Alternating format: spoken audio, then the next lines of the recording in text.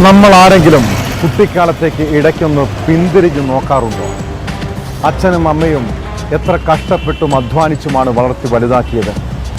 ചെറിയ അസുഖം വന്നാൽ പോലും എല്ലാം മറന്ന് അവർ നമ്മളെ പരിചരിച്ചിട്ടുണ്ട്.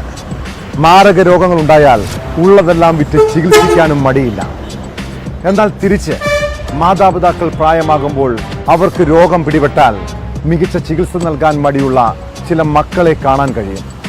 കിടപ്പ് രോഗികളായ അച്ഛനമ്മമാർ കുറച്ചു പേർക്കെങ്കിലും ബാധ്യതയായി മാറാറുണ്ട്. ഇങ്ങനെ കണ്ണൂർ ചെറുപുഴയിൽ ക്യാൻസർ രോഗിയായ അമ്മയെ കൊലപ്പെടുത്താൻ തീരുമാനിച്ച മനസാക്ഷിയില്ലാത്ത ഒരു മകനെക്കുറിച്ച് കേട്ടു. അമ്മയെ ശ്വാസം മുട്ടിച്ച് കൊലപ്പെടുത്താൻ ശ്രമിച്ച കേസിൽ യുവാവ് പോലീസിന്റെ പിടിയിലായിട്ടുണ്ട്. മനുഷ്യത്വം നശിച്ച ഈ തലമുറ നാടിന്റെ ശാപമാണ്. ഈ പകൽ പുറത്തു വന്ന വേദനിപ്പിക്കുന്ന വാർത്തകളിലേക്കാണ് പോലീസ് പെട്രോൾ പോകുന്നത്. സ്വാഗതം.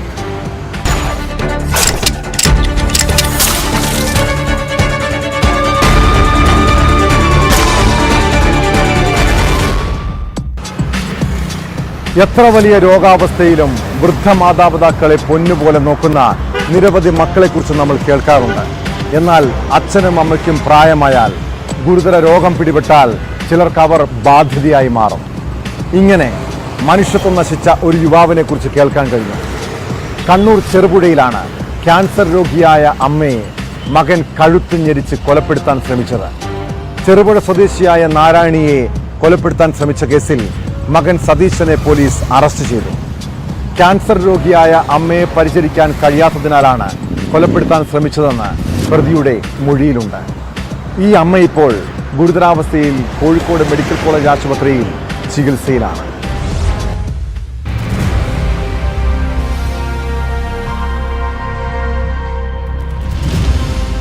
കുറച്ചു നാളുകളായി നാരായണി ക്യാൻസർ ബാധിച്ച് ചികിത്സയിലായിരുന്നു.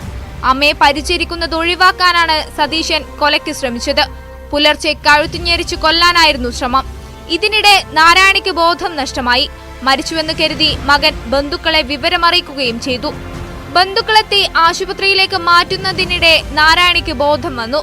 ഇതോടെ കോഴിക്കോട് മെഡിക്കൽ കോളേജിൽ പ്രവേശിപ്പിച്ചു. മെഡിക്കൽ കോളേജിൽ ചികിത്സയിലായിരിക്കെ ഡോക്ടറോടാണ് നാരായണി മകന്റെ ക്രൂരത വെളിപ്പെടുത്തിയത്. ഡോക്ടർ വിവരം അറിയിച്ചതിനെ തുടർന്ന് ചെറുപുഴ പോലീസ് സ്ഥലത്തെത്തി സതീഷിനെ ചോദ്യം ചെയ്യുകയും അറസ്റ്റ് രേഖപ്പെടുത്തുകയും ചെയ്തു. അമ്മയെ പരിചരിക്കാൻ കഴിയാത്തതുകൊണ്ടാണ് കൊലപാതകത്തിന് ശ്രമിച്ചതെന്നാണ് സതീശൻ പോലീസിന് നൽകിയ മൊഴി. കഴുത്തുഞ്ഞെരിച്ചും തലയണ മുഖത്ത് അമർത്തിപ്പിടിച്ച് ശ്വാസം മുട്ടിച്ചും കൊലപ്പെടുത്താനായിരുന്നു ശ്രമമുണ്ടായത്. അമ്മയുടെ സഹോദരിയുടെ പരാതിയിലാണ് പോലീസ് കേസെടുത്തിരിക്കുന്നത്. മകൻ തലക്കടിച്ചതായും എഫ്ഐആറിൽ പറയുന്നു.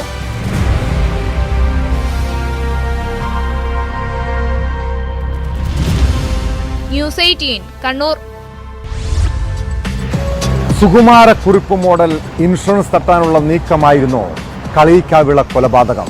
അതോ പണം തട്ടുകയായിരുന്നോ പ്രതികളുടെ ലക്ഷ്യം? ക്വാറി ഉടമയായ ദീപുവിനെ കഴുത്തറത്ത് കൊലപ്പെടുത്തിയ കേസിൽ മുഖ്യപ്രതി അമ്പിളിയും കൂട്ടുപ്രതിയും പിടിയിലായിട്ടും പോലീസിന് ഇതുവരെയും യാതൊരു വ്യക്തതയുമില്ല. അതിനിടെ പ്രതികൾ സഞ്ചരിച്ച വാഹനം തമിഴ്നാട്ടിലെ കുലശേഖരപുരത്ത് ഉപേക്ഷിച്ച നിലയിൽ കണ്ടെത്തിയിട്ടുണ്ട്. രണ്ടാം പ്രതി സുനിൽകുമാറിന്റെ ഉടമസ്ഥയിലുള്ള വാഹനമാണ് പോലീസ് കസ്റ്റഡിയിലെടുത്തത്. എന്നാൽ സുനിലിനെ പിടികൂടാൻ കഴിയാത്തത് പോലീസിന് കനത്ത വെല്ലുവിളിയാണ്.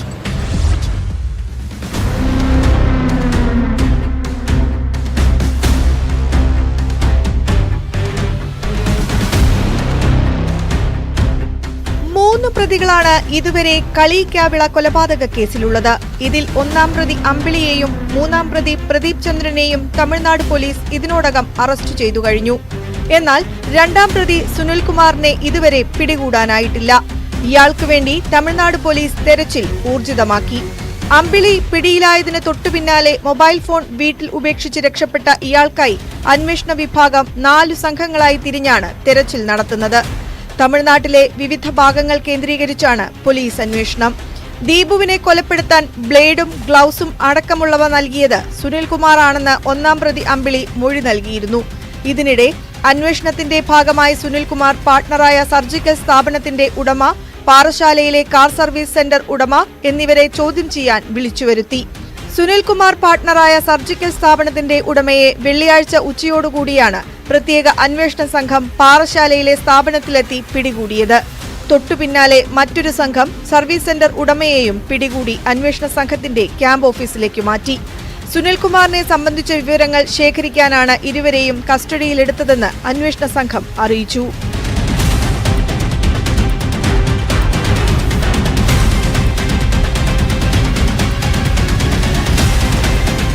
ന്യൂസ് 18 തിരുവനന്തപുരം. മലപ്പുറം തിരൂരിലെ ഒരു ദുരൂഹമരണ കേസാണ് പോലീസ് പട്രോൾ ഇനി പരിശോധിക്കുന്നത്. തിരൂരിൽ കെട്ടിട വരാന്തയിൽ അജ്ഞാതനെ മരിച്ച നിലയിൽ കണ്ടെത്തി. നഗ്ന നിലയിലായിരുന്നു മൃതദേഹം. കെട്ടിടത്തിന്റെ പല ഭാഗങ്ങളിലും ചോരത്തുള്ളികളുണ്ട്. കൊലപാതകമെന്ന നിഗമനത്തിലാണ് പോലീസിന്റെ അന്വേഷണം. കോഴിക്കോട് സ്വദേശിയാണ് മരിച്ചതെന്ന് സംശയമുണ്ടെങ്കിലും പോലീസ് ഇത് സ്ഥിരീകരിച്ചിട്ടില്ല. സമീപത്തുള്ള CCTV ദൃശ്യങ്ങൾ ഉൾപ്പെടെ പരിശോധിക്കുന്നുണ്ട്.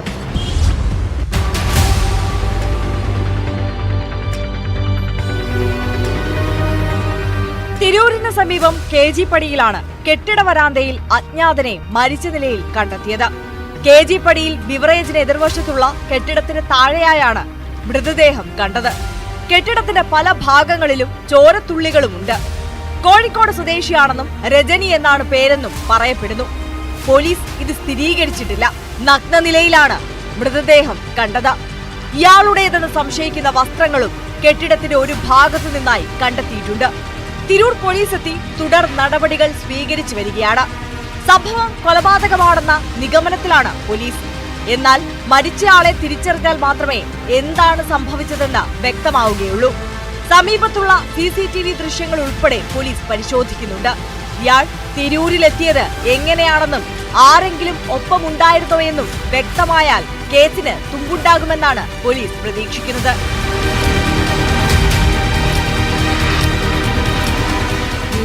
തിരൂർ 18 കൊല്ലം. നമ്മുടെ നാട്ടിലെ സാധാരണക്കാരായ ജനങ്ങൾ സാമ്പത്തിക ഇടപാടുകൾക്ക് ആശ്രയിക്കുന്നതാണ് സഹകരണ സംഘങ്ങൾ. എന്നാൽ നിക്ഷേപകരെയും ഇടപാടുകാരെയും വഞ്ചിക്കുന്ന ചില ബാങ്കുകൾ സഹകരണ മേഖലയ്ക്ക് തന്നെ ദുഷ്പേരുണ്ടാക്കുന്നുണ്ട്. തിരുവനന്തപുരം ചെമ്പഴന്തിയിൽ ഒരു ഓട്ടോ ഡ്രൈവർ ആത്മഹത്യ ചെയ്തത് സഹകരണ ബാങ്കിന്റെ പ്രസിഡന്റ് സാമ്പത്തികമായി ചൂഷണം ചെയ്തതിനെ തുടർന്നാണ് പരാതി. ചെമ്പഴന്തി അഗ്രികൾച്ചറൽ ഇംപ്രൂവ്മെന്റ് സഹകരണ സംഘത്തിലെ ചിട്ടിപ്പണത്തിൽ നിന്ന് പ്രസിഡന്റ് ജയകുമാർ പണം തട്ടിയെന്നാണ് ആരോപണം. ചെമ്പഴന്തി സ്വദേശി ബിജുകുമാറിന്റെ ആത്മഹത്യയിൽ നാട്ടുകാരും ബന്ധുക്കളും ബാങ്കിന് മുന്നിൽ പ്രതിഷേധവുമായി രംഗത്തെത്തി.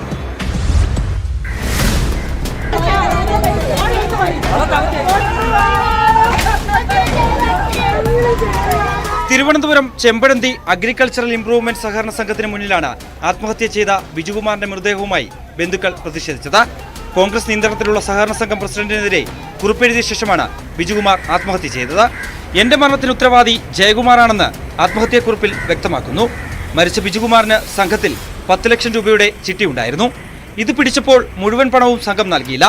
ലഭിച്ച പണം ഉപയോഗിച്ച് ഇവിടെ തന്നെ പണയം വെച്ചിരുന്ന സ്വർണം ബിജു തിരികെ എടുത്തിരുന്നു. ഇത് മനസ്സിലാക്കിയ ജയകുമാർ ഈ സ്വർണം മറ്റൊരു ബാങ്കിൽ പണയം വെപ്പിച്ച് 2 ലക്ഷം രൂപ ബിജുവിൽ നിന്നും വാങ്ങിയെന്നാണ് ആരോപണം. പലതവണ ആവശ്യപ്പെട്ടിട്ടും പണം തിരികെ നൽകിയില്ല. ചിട്ടിയുടെ ബാക്കി പണവും നൽകിയിട്ടില്ല. ഇതിനു പിന്നാലെ ഇല്ലാത്ത ബാധ്യതയുടെ പേരിൽ 14 ലക്ഷം രൂപ തിരികെ അടക്കണമെന്നാവശ്യപ്പെട്ട് സംഘത്തിന്റെ പേരിൽ നോട്ടീസ് അയക്കുകയും ചെയ്തു. ഇതോടെയാണ് ബിജുകുമാർ ആത്മഹത്യ ചെയ്തത്. സംഘത്തിൽ ചിട്ടി പിടിച്ച പണം നൽകാത്തതിനെ തുടർന്നാണ് ആത്മഹത്യ എന്നാരോപിച്ച് നാട്ടുകാരും ബന്ധുക്കളും പ്രതിഷേധവുമായി രംഗത്തെത്തി.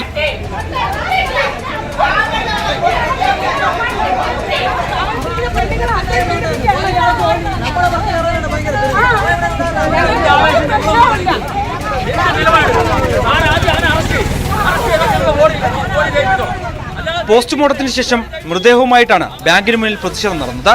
BJP പ്രവർത്തകരും ഇവർക്ക് പിന്തുണയുമായി എത്തി. സഹകരണ സംഘം ജോയിന്റ് രജിസ്ട്രാർ, RDO, തഹസിൽദാർ എന്നിവർ സ്ഥലത്തെത്തി സമരക്കാരുമായി ചർച്ച നടത്തി. പണം ലഭിക്കാനുണ്ടെങ്കിൽ എത്രയും വേഗം നൽകാമെന്ന് ഉറപ്പ് നൽകി. മറ്റു പരാതികളിൽ അന്വേഷണം നടത്തുമെന്നും അറിയിച്ചതോടെയാണ് പ്രതിഷേധം അവസാനിപ്പിച്ചത്.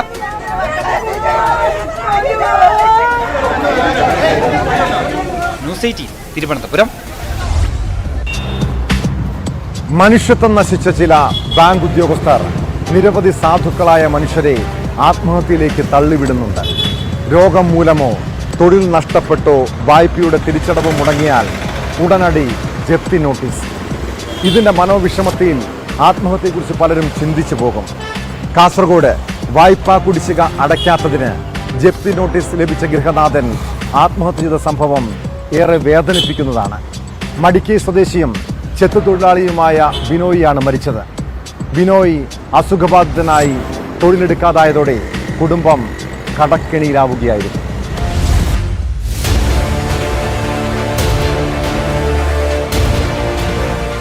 വിഷം കഴിച്ചു മരിച്ച കാനുണ്ടയിലെ ബിനോയുടെ ഭാര്യ സിന്ധുവിന്റെ പേരിലാണ് വീട് നിൽക്കുന്ന 7 സെന്റ് സ്ഥലമുള്ളത്.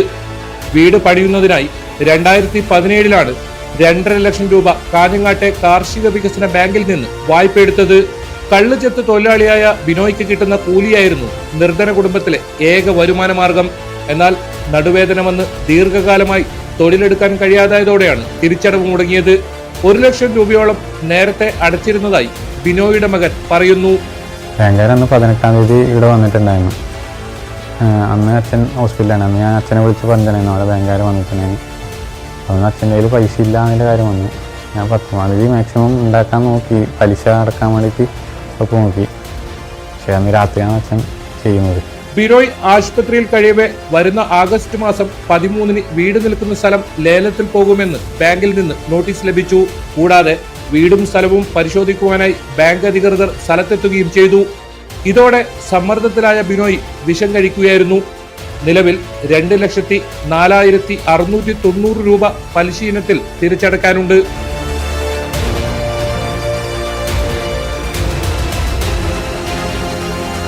ന്യൂസ് 18 കാസർഗോഡ്. കർണാടകയിൽ പോലീസുകാർ സഞ്ചരിച്ച വാഹനത്തിന് നേരെ സിനിമാ സ്റ്റൈൽ ആക്രമണം. അജ്ഞാത സംഘം വാഹനം ആക്രമിച്ച് പ്രതിയെ രക്ഷപ്പെടുത്തിക്കൊണ്ടുപോയി. ഘടക് ജില്ലയിലെ ബെട്ടക്കേരിയിൽ ഇന്നലെ അർദ്ധരാത്രിയോടെയാണ് ആക്രമണമുണ്ടായത്. സാരമായി പരിക്കേറ്റ 4 പോലീസുകാരെ ആശുപത്രിയിൽ പ്രവേശിപ്പിച്ചു. ഏതു സംഘമാണ് ആക്രമിച്ചതെന്ന് പോലീസിന് ഇതുവരെയും കണ്ടെത്താനായിട്ടില്ല. പ്രതികളെ പിടികൂടാൻ സംസ്ഥാന വ്യാപകമായി തെരച്ചിൽ ഊർജിതമാണ്.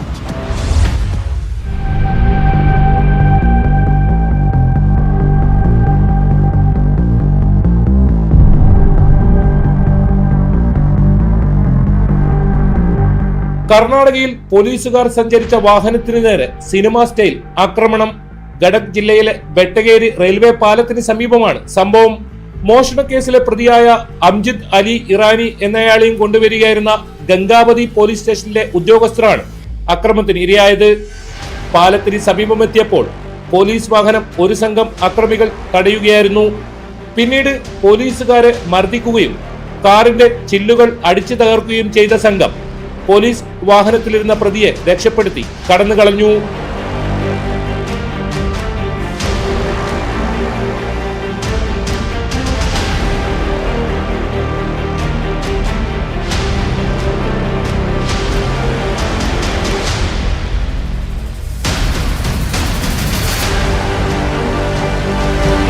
ലോക്കൽ പോലീസിനെ അറിയിക്കാതെ സ്വകാര്യ വാഹനത്തിലായിരുന്നു ഗംഗാവതി പോലീസ് സ്റ്റേഷനിലെ ഉദ്യോഗസ്ഥർ സഞ്ചരിച്ചിരുന്നത്. ആക്രമണത്തിൽ ഗുരുതരമായി പരിക്കേറ്റ 4 പോലീസുകാരെ ആശുപത്രിയിൽ പ്രവേശിപ്പിച്ചു. ഏത് സംഘമാണ് ആക്രമിച്ചതെന്ന് പോലീസിന് കണ്ടെത്താനായിട്ടില്ല. സംഭവത്തിൽ ശക്തമായ നടപടി സ്വീകരിക്കുമെന്ന് ജില്ലാ പോലീസ് മേധാവി നമഗൌഡ പറഞ്ഞു. പ്രതികൾക്കായി അന്വേഷണം ഊർജിതമാക്കിയതായും അദ്ദേഹം കൂട്ടിച്ചേർത്തു.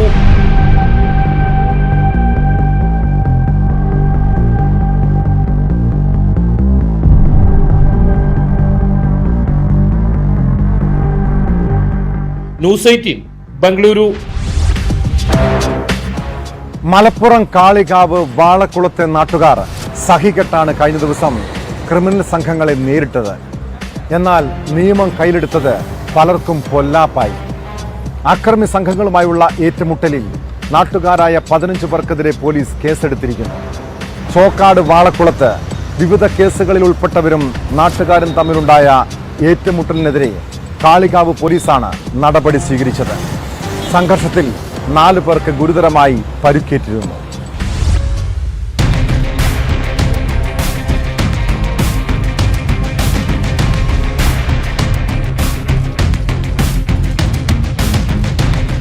വാളക്കുളം സക്കീർ, ഉസ്മാൻ എന്നിവരുൾപ്പെടെ കണ്ടാലറിയാവുന്ന 15 പേർക്കെതിരെയാണ് കേസ്.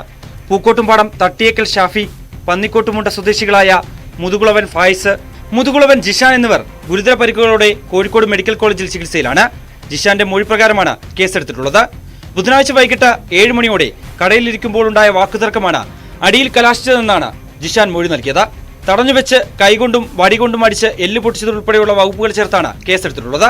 ബുധനാഴ്ചത്തെ അടിയിൽ നിസ്സാരമായി പരിക്ക് പറ്റിയ വല്ലാഞ്ചിറ ഉമേർ വ്യാഴാഴ്ച നാട്ടിലെത്തി വീണ്ടും പ്രകോപനമുണ്ടാക്കി. സഹികെട്ട നാട്ടുകാർ ഉമേറിനെയും നന്നായി കൈകാര്യം ചെയ്ത് പരിക്കേൽപ്പിച്ചു. മഞ്ചേരി മെഡിക്കൽ കോളേജിൽ ചികിത്സയിൽ കഴിയുന്ന ഉമേറിന്റെ മൊഴിയെടുത്തതിനു ശേഷം മറ്റൊരു എഫ്ഐആർ കൂടി പോലീസ് രജിസ്റ്റർ ചെയ്യും. വിവിധ കേസുകളിൽ ഉൾപ്പെട്ടവരുടെ ഭാഗത്തുനിന്ന് നാട്ടുകാർക്കെതിരെ നിരന്തരം ശല്യമുണ്ടാകാറുണ്ട്. യഥാസമയങ്ങളിൽ പരാതി നൽകാൻ നാട്ടുകാർ തയ്യാറാകാത്തതാണ് പ്രശ്നങ്ങളിലേക്ക് നയിച്ചതെന്നാണ് പോലീസ് പറയുന്നത്. സംഘർഷം നടന്ന വാളക്കുളത്ത് പോലീസ് ശക്തമായ കാവൽ ഏർപ്പെടുത്തിയിട്ടുണ്ട്.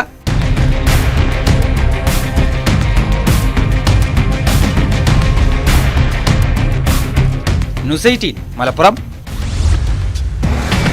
റെന്റ് കാറിൽ കറങ്ങി നടന്ന് പകൽ സമയം വീടുകൾ നിരീക്ഷിക്കും, രാത്രിയിൽ കവർച്ച. കാസർഗോഡ് ജില്ലയിലെ കവർച്ചാ സംഘങ്ങളുടെ ഇപ്പോഴത്തെ രീതിയാണിത്. ഇങ്ങനെ ബേക്കൂർ സ്വദേശിയുടെ വീട്ടിൽ നിന്ന് സ്വർണവും പണവും കവർന്ന കേസിലെ പ്രതി പോലീസിന്റെ പിടിയിലായി. കുമ്പള സ്വദേശി അഷ്റഫ് അലിയാണ് പിടിയിലായത്. വാടകയ്ക്കെടുത്ത കാറിൽ തന്നെയാണ് സംഘം രാത്രിയിൽ കവർച്ചയ്ക്ക് ഇറങ്ങുന്നതെന്നും അന്വേഷണത്തിൽ കണ്ടെത്തി. ഇവരുടെ കൂട്ടാളികളായ 4 പേർ കൂടി ഇനി പിടിയിലാകാനുണ്ടെന്നും പോലീസ് പറയുന്നു.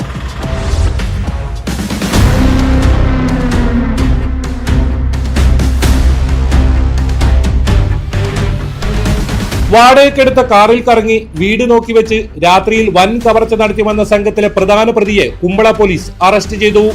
ബന്ദിയോട് അടുക്കയിലെ അഷ്റഫ് അലിയെയാണ് കുമ്പള എസ്ഐ TM വിപിനും സംഘവും അറസ്റ്റ് ചെയ്തത്. ജൂൺ 4-ന് ബേക്കൂർ സുഭാഷ് നഗറിലെ ആയിഷ യൂസഫിന്റെ വീട്ടിൽ നടന്ന കവർച്ചയിലാണ് അറസ്റ്റ്. ഇവിടെ നിന്നും 1.5 ലക്ഷത്തോളം രൂപ വില വരുന്ന ഐഫോൺ കവർച്ച പോയിരുന്നു.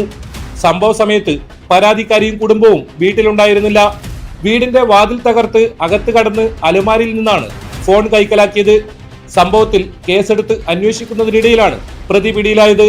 കൂട്ടുപ്രതികളായ മഞ്ചേശ്വരം സ്വദേശിയെയും കർണാടക സ്വദേശികളായ 3 പേരെയും പോലീസ് അന്വേഷിച്ചു വരുന്നു. മഞ്ചേശ്വരം, കുമ്പള, ബദിയടുക്ക, കാസർഗോഡ്, കർണാടകയിലെ സുള്യ, കൊണാജെ അടക്കമുള്ള പോലീസ് സ്റ്റേഷൻ പരിധികളിൽ നിരവധി കവർച്ചകൾ സംഘം നടത്തിയിട്ടുണ്ടെന്നും നിരവധി കേസുകൾ ഇനിയും തെളിയാനുണ്ടെന്നും പോലീസ് വെളിപ്പെടുത്തി. കേരളത്തിലും കർണാടകയിലുമായിട്ട് നിരവധി റോബറി കേസുകളിലെ പ്രതിയാണ് ഇന്ന് പിടിയിലായിട്ടുള്ള അഷ്റഫ് അലി. അപ്പോൾ കാറ് റെന്റിനെടുത്ത ശേഷം രാത്രികാലങ്ങളിൽ കൂട്ടിക്കിടക്കുന്ന വീടുകൾ ബ്രേക്ക് ചെയ്യുന്നതാണ് ഇവരുടെ ഒരു മോഡസ് ഓപ്പറാൻഡി. അപ്പോൾ കാസർഗോഡ് ജില്ലയിൽ തന്നെ കുമ്പള, മഞ്ചേശ്വരം, ബേക്കൽ, വിദ്യാർത്ഥ സ്റ്റേഷനുകളിലെ തെളിയിക്കപ്പെടാത്ത നിരവധി കേസുകൾ ഡിറ്റക്ഷൻ ആയിട്ടുണ്ട്. സമർത്ഥമായ നീക്കത്തിലൂടെയാണ് അഷ്റഫ് അലിയെ പോലീസ് അറസ്റ്റ് ചെയ്തത്.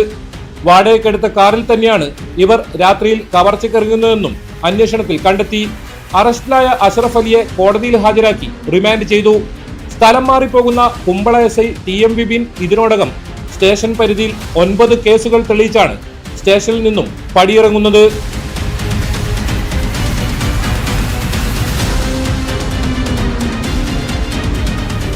ന്യൂസ് 18 കാസർഗോഡ്. കാസർഗോഡ് ജില്ലയിൽ മാത്രമല്ല, കണ്ണൂരിലെ പയ്യന്നൂർ, രാമന്തളി മേഖലകളിലും കവർച്ച വ്യാപകമാണ്. 3 മാസത്തിനിടെ 11 ഇടങ്ങളിലാണ് കവർച്ചയും മോഷണ ശ്രമവും ഉണ്ടായത്.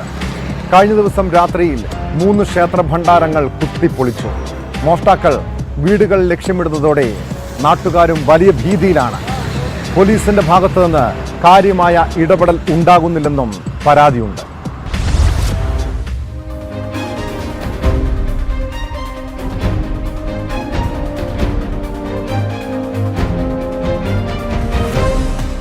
രാമന്തളിയിൽ കഴിഞ്ഞ ദിവസം രാത്രി 3 ക്ഷേത്ര ഭണ്ഡാരങ്ങളാണ് മോഷ്ടാക്കൾ കുത്തിപ്പൊളിച്ചത്.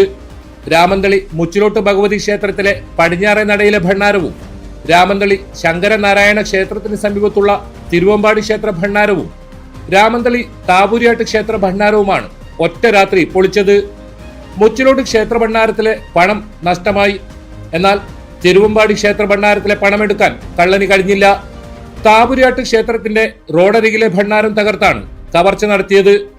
2024 ഏപ്രിൽ മുതൽ ഇതുവരെ 11 ഇടങ്ങളിലാണ് കവർച്ചയോ കവർച്ചാ ശ്രമമോ നടന്നത്. ഇതിൽ വീടുകളും വ്യാപാര സ്ഥാപനങ്ങളും ക്ഷേത്രം, പള്ളി, ഭണ്ഡാരങ്ങളുമുണ്ട്. എന്നാൽ പോലീസ് നടത്തിയ അന്വേഷണങ്ങളിൽ പ്രതികളെക്കുറിച്ച് ഒരു സൂചനയും ലഭിച്ചില്ല. പോലീസ് അന്വേഷണം കാര്യക്ഷമമല്ലെന്ന ആക്ഷേപമാണ് നാട്ടുകാർ ഉന്നയിക്കുന്നത്. ഈ സാഹചര്യത്തിൽ സ്ക്വാഡ് രൂപീകരിച്ച് രാത്രിക്ക് കാവലിരിക്കുകയാണ് നാട്ടുകാർ. 2 മാസത്തോളമായി പൂട്ടിയിട്ട വീടുകളും ഇപ്പം പൂട്ടിയിട്ട വീടുകളിൽ നിന്ന് മാറി ക്ഷേത്ര ഭണ്ഡാരങ്ങളിലേക്ക് നീങ്ങിയിട്ടായിരുന്നു. അപ്പോൾ ശരിക്കും പറഞ്ഞാൽ ജനങ്ങൾ വല്ലാത്തൊരു ഭീതിയിലാണ് ഇവിടെ കഴിഞ്ഞു കൂടുന്നത്. ഒന്നാമത് ഇപ്പം ഇരുട്ടടച്ച മഴയും കാലാവസ്ഥ തന്നെ മാറുന്ന സമയത്ത് ഇരുട്ടടച്ച മഴയും എല്ലാം വരുമ്പോൾ ജനങ്ങൾ ഭയഭീതരായിട്ടാണ് മുമ്പോട്ട് പോകുന്നത്.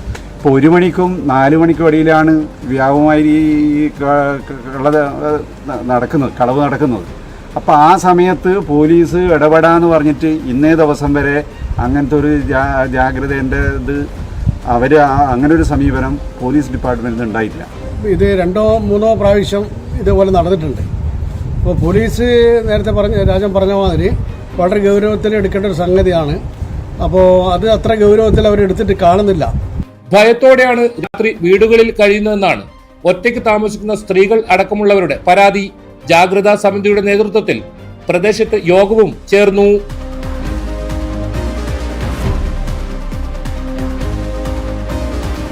ന്യൂസ് 18 കണ്ണൂർ. കരുവന്നൂർ സഹകരണ ബാങ്ക് തട്ടിപ്പ് കേസിൽ CPM വലിയ പ്രതിരോധത്തിലായിരിക്കുകയാണ്. തട്ടിപ്പ് നടന്നത് ജില്ലാ നേതൃത്വത്തിന്റെ കൂടി അറിവോടെയെന്നാണ് എൻഫോഴ്സ്മെന്റ് ഡയറക്ടറേറ്റിന്റെ കണ്ടെത്തൽ. പിന്നാലെ കേസിൽ 2ാം കുറ്റപത്രം സമർപ്പിക്കാനുള്ള നീക്കത്തിലാണ് ED. CPMന്റെ 29 കോടി രൂപയുടെ സ്വത്തുക്കളും നിക്ഷേപങ്ങളും കൂടി കണ്ടെത്താൻ ED ശുപാർശ ചെയ്തിട്ടുണ്ട്.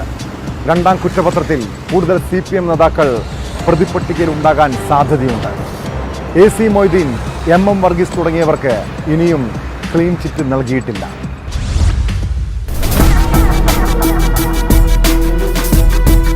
തൃശൂരിലെ തെരഞ്ഞെടുപ്പ് തോൽവിയുടെ വരെ കാരണമായി വിലയിരുത്തപ്പെടുന്ന കരുവന്നൂർ സഹകരണ ബാങ്കിലെ തട്ടിപ്പ് CPMന് ഒഴിയാബാധയായി മാറുകയാണ്. കരുവന്നൂർ ബാങ്ക് തട്ടിപ്പ് കേസിൽ കൂടുതൽ ശക്തമായ നീക്കത്തിലേക്ക് കടക്കുകയാണ് എൻഫോഴ്സ്മെന്റ് ഡയറക്ടറേറ്റ്. ഇതിന്റെ ഭാഗമായി ഉടൻ തന്നെ 2ാം കുറ്റപത്രം സമർപ്പിക്കും. 2ാം കുറ്റപത്രത്തിൽ കൂടുതൽ പേർ പ്രതിപട്ടികയിലുണ്ടായേക്കും. പ്രതിപട്ടികയിൽ CPMനെ ഉൾപ്പെടുത്തിയ ശേഷമാണ് EDയുടെ നടപടി. നേരത്തെ നേതാക്കളും ജീവനക്കാരുമാണ് പിടിയിലായതെങ്കിൽ ഇപ്പോൾ പാർട്ടി തന്നെ പ്രതിസ്ഥാനത്താണ്. 55 പ്രതികളാണ് ആദ്യ കുറ്റപത്രത്തിൽ ഉണ്ടായിരുന്നത്. CPM തൃശൂർ ജില്ലാ secretary MM Varghese, AC Moideen എന്നീ നേതാക്കൾക്ക് ഇതുവരെ ED ക്ലീൻ ചിറ്റ് നൽകിയിട്ടുമില്ല. 3 ഘട്ടങ്ങളായി 115 കോടി രൂപയുടെ സ്വത്ത് എൻഫോഴ്സ്മെന്റ് കണ്ടുകെട്ടിയിട്ടുണ്ട്. ഇതിൽ CPM തൃശൂർ ജില്ലാ കമ്മിറ്റിയുടെ 74 ലക്ഷം രൂപയുടെ സ്വത്തും ഉൾപ്പെടും. CPM തൃശൂർ ജില്ലാ കമ്മിറ്റിയുടെ 2 നിക്ഷേപങ്ങളും പാർട്ടി കീഴ്ഘടകങ്ങളുടെ നിക്ഷേപങ്ങളും അടങ്ങുന്ന 60 ലക്ഷം രൂപയുടെ 8 ബാങ്ക് അക്കൌണ്ടുകളും മരവിപ്പിക്കും. MM വർഗീസിന്റെ പേരിൽ പോർത്തുശ്ശേരി ബ്രാഞ്ച് കമ്മിറ്റിക്ക് വേണ്ടി വാങ്ങിയ 13 ലക്ഷം രൂപയുടെ ഭൂമി കള്ളപ്പണം ഉപയോഗിച്ചാണ് വാങ്ങിയതെന്നാണ് EDയുടെ കണ്ടെത്തൽ.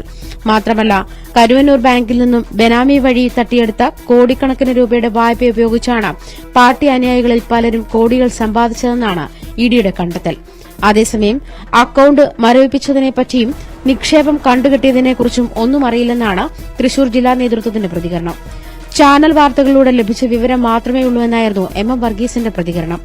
ലോക്കൽ കമ്മിറ്റി സ്ഥലം വാങ്ങുന്നത് ജില്ലാ കമ്മിറ്റിയുടെ പേരിലാണ്. എന്താണ് നടക്കുന്നതെന്നറിയില്ല.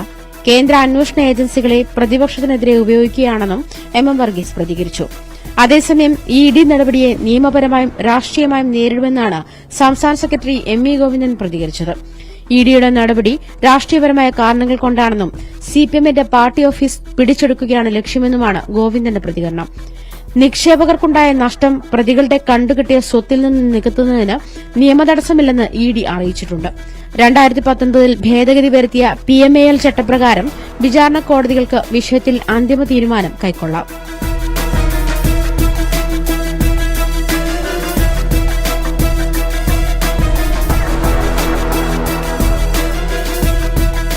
News 18 Kochi.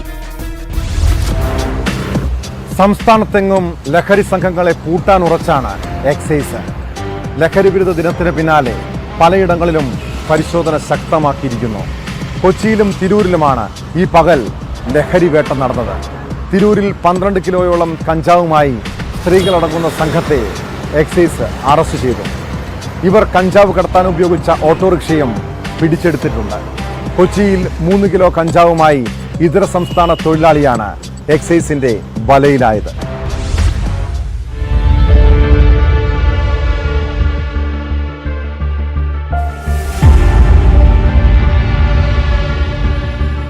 Tirur railway station city junction റോഡിൽ വെച്ച് നടത്തിയ പരിശോധനയിലാണ് എക്സൈസ് കഞ്ചാവ് പിടികൂടിയത്. ശനിയാഴ്ച പുലർച്ചെ 4 മണിക്ക് തിരൂർ എക്സൈസ് സർക്കിൾ ഓഫീസറും എക്സൈസ് കമ്മീഷണറുടെ ഉത്തരമേഖലാ സ്ക്വാഡും തിരൂർ എക്സൈസ് റേഞ്ച് ഓഫീസറും ചേർന്ന് സംയുക്തമായി നടത്തിയ പരിശോധനയിൽ 12 കിലോയോളം കഞ്ചാവാണ് പിടികൂടിയത്. കഞ്ചാവ് കടത്തുകയായിരുന്ന ഓട്ടോറിക്ഷ ഉൾപ്പെടെ പ്രതികളെ അറസ്റ്റ് ചെയ്ത് കേസെടുത്തു. കഞ്ചാവ് എത്തിച്ചു നൽകിയ ബംഗാളിയായ 2 സ്ത്രീകളും ഒരു മലയാളി യുവാവുമാണ് അറസ്റ്റിലായത്. പിടിയിലായ ബംഗാൾ സ്വദേശികളായ പാറുൽ ബീവി, അർജുന ബീവി, തിരൂരങ്ങാടി തെന്നല സ്വദേശി മുഹമ്മദ് ഹാജി മകൻ റഫീഖ് എന്നിവർ സ്ഥിരമായി ലഹരി കടത്തുന്നവരാണെന്നാണ് പോലീസ് നൽകുന്ന വിവരം. വെസ്റ്റ് ബംഗാൾ സ്വദേശിയായ ബബ്ലു എന്നയാളാണ് ഈ സ്ത്രീകളുടെ കൈവശം ഈ കഞ്ചാവ് കൊടുത്തുവിട്ടത്. ഈ കഞ്ചാവ് തിരൂരങ്ങാടി സ്വദേശിയായ റഫീഖിന്റെ കൈവശം എത്തിക്കുമ്പോൾ ഈ സ്ത്രീകൾക്ക് 10,000 രൂപ പ്രതിഫലം ബബ്ലു 10,000 രൂപ പ്രതിഫലം കിട്ടുമെന്നാണ് ബബ്ലു പറഞ്ഞത്. ഈ പ്രതിഫലം കൊടുക്കേണ്ടത് ഈ ഓട്ടോ ഡ്രൈവറായ റഫീഖ് ആയിരുന്നു. ഈ റഫീഖിനും ഈ കഞ്ചാവ് കോട്ടക്കൽ ഭാഗത്ത് എത്തിച്ചു കൊടുത്താൽ പ്രതിഫലമായിട്ട് 10,000 രൂപ ലഭിക്കുമെന്നാണ് ബബ്ലു ഓഫർ ചെയ്തിരുന്നത്.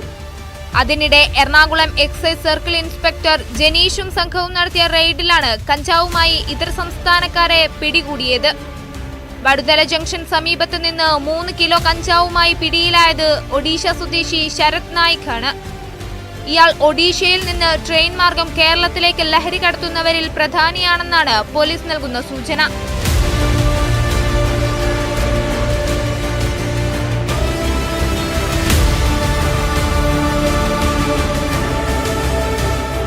ന്യൂസ് 18 കൊച്ചി, തിരൂർ. ചില മനുഷ്യരുണ്ട് മറ്റുള്ളവരെ കബളിപ്പിച്ച് ജീവിക്കാമെന്ന് കരുതും. അതിനായി പല തട്ടിപ്പുകളുമായി രംഗത്തെത്തും. പണത്തോട് അത്യാർത്തിയുള്ളവരും സാധുക്കളുമൊക്കെയാണ് ഇവരുടെ കെണിയിൽപ്പെടുന്നത്. പാലക്കാട് കൂറ്റനാട് സ്വദേശിയുടെ പക്കൽ നിന്ന് 74 ലക്ഷം രൂപ തട്ടിയെടുത്തത് പല വാഗ്ദാനങ്ങളും നൽകിയാണ്. വിദേശ മദ്യം നിർമ്മിച്ചു നൽകാമെന്നും അത് കേരള ബെവറേജസ് കോർപ്പറേഷന് വിതരണം ചെയ്യാനുള്ള അവകാശം തരപ്പെടുത്തി നൽകാമെന്നും പറഞ്ഞാണ് പണം തട്ടിയത്.